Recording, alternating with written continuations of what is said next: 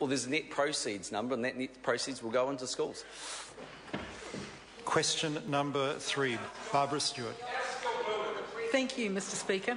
My question is to the Minister for State-Owned Enterprises and asks, how many mum and dad investors does he believe will benefit from the loyalty bonus shares under the mixed ownership model?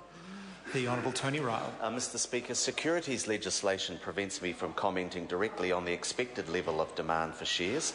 However, in answer to the member, all everyday New Zealand investors who meet the conditions of the loyalty scheme will get the appropriate loyalty shares.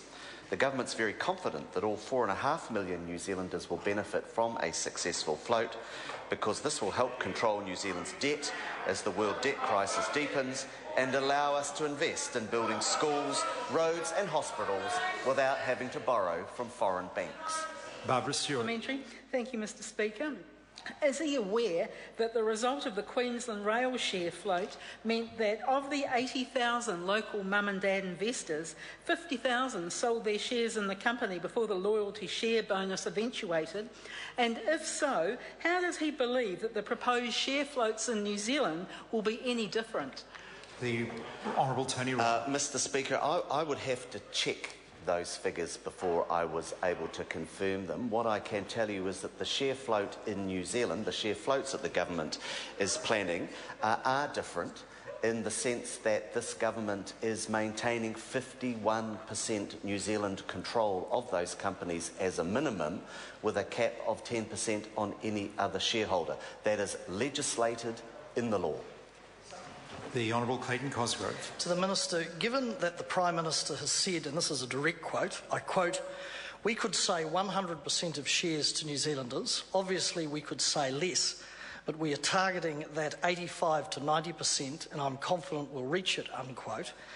Then isn't the announcement of a loyalty bonus share scheme an admission of defeat, that these shares will not be held by Kiwis in the long term and will eventually be sold predominantly to foreign interests in the same way that Contact Energy shares were predominantly sold to foreign interests? The Honourable Tony Ryle. Mr Speaker, no, because the government is determined that there will be a successful float, because that's in the interests of all New Zealanders. And I have to tell the member that the use of loyalty shares is not unusual. When a government across the Tasman sold Qantas shares, they had bonus shares of 1 for every 25 held to a cap of 800 bonus shares. Telstra 3 saw a bonus share of 1 for every 25 held, capped to 8,000 shares for the general public. And in Queensland Rail, it was 1 in 20 bonus shares for Australians and 1 in 15 for Queenslanders.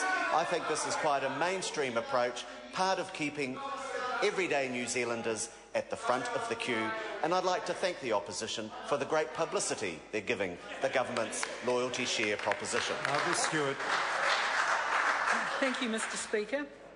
Has he received any advice or reports indicating that mum and dads account for more than 7% of the population? And if so, how does he reconcile this with the fact that, based on Treasury forecasts, only 7% of New Zealanders will purchase shares in mixed ownership model programs? The Honourable Tony Ryle. Mr Speaker, the government's made it clear that this is a program that seeks to engage support from everyday New Zealanders, and of course those who are able to participate will. That's why we've got the low entry-level minimum figure of $1,000.